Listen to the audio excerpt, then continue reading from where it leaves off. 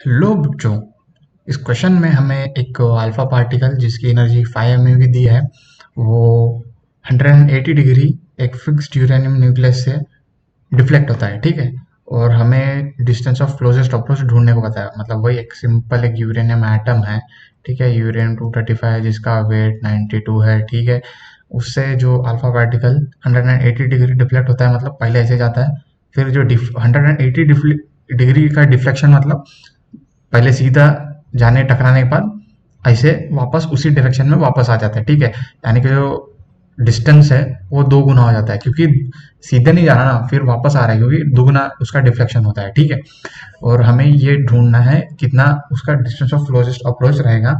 तो हमने रदरफोर्ड का जो मॉडल पढ़ा था, उसमें वही जो उसने गोल्ड फॉइल के साथ किया था, उसमें हमने एक फॉर्मूला पढ़ा था कि जो काइनेटिक एनर्जी ऑफ जो अल्फा पार्टिकल होती है वो 1/4 pi epsilon not Q1 Q2 times जो R होता है। ये जो R है ना, वही है डिस्टेंस ऑफ क्लोजेस्ट अप्रोच। ठीक है, यही है डिस्टेंस ऑफ क्लोजेस्ट अप्रोच। ठीक है, देखिए फॉर्मूला है हमारे पास, प्रॉब्लम में सभी वैल्यूज गिवन है, बस सब्स्टिट्यूशन का काम है।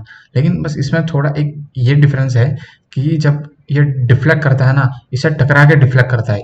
ठीक है, जो नॉर्मल जो गोल्ड फॉइल का जो एक ओरिजिनल एक्सपेरिमेंट था, उसमें जो होता है, जो गोल्ड की जो फॉइल होती है रदरफोर्ड एक्सपेरिमेंट में, ठीक है, उसमें जो वो है डिफ्लेक्ट, ऐसे जाके इसे डिफ्लेक्ट करते हैं, इधर से उधर डिफ्लेक्ट करते हैं जो पार्टिकल्स। लेकिन इसमें टकरा के सीधा वापस आ रहे हैं, जो न्यूक्लियस है इससे टकरा के वापस आ रहा है। ठीक है, इसलिए हमें इसके वेट, इसका यूरेनियम का जो वेट है 92, इससे मल्टीप्लाई करना है। लेकिन लेकिन लेकिन क्योंकि ये इसे हमें डिस्टेंस ऑफ क्लोजेस्ट अप्रोच पूछा गया है, क्योंकि एक बार जाता है फिर से एक बार वापस आता है, इसलिए हमें इसे 2 बार मल्टीप्लाई कर देना है। ठीक है, बस और कुछ नहीं, हमें आर को इधर लेके जाना है, कि काइनेटिक एनर्जी को इधर लेके आना है, बस और कुछ नहीं, सिंपल सब्स्टिट्यूशन है।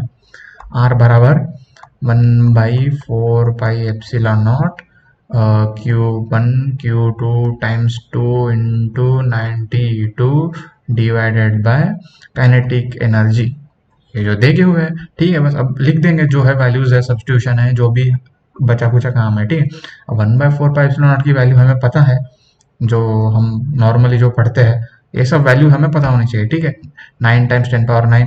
अब Q1 Q2 इलेक्ट्रॉन के चार्जेस है, क्योंकि इसमें एक ही एटम है, तो एक इलेक्ट्रॉन का चार्ज है 1.6 टाइम्स 10⁻⁻19। यहाँ 2 बार है, क्योंकि ये Q1 Q2 इक्वल ही होंगे, क्योंकि एक ही है ना। ठीक है, इसलिए इसका स्क्वायर मार देंगे, 2 टाइम्स 92 कर देंगे, फिर डिवाइडेड बाय काइनेटिक एनर्जी है। काइनेटिक एनर्जी क्या है, 5 है।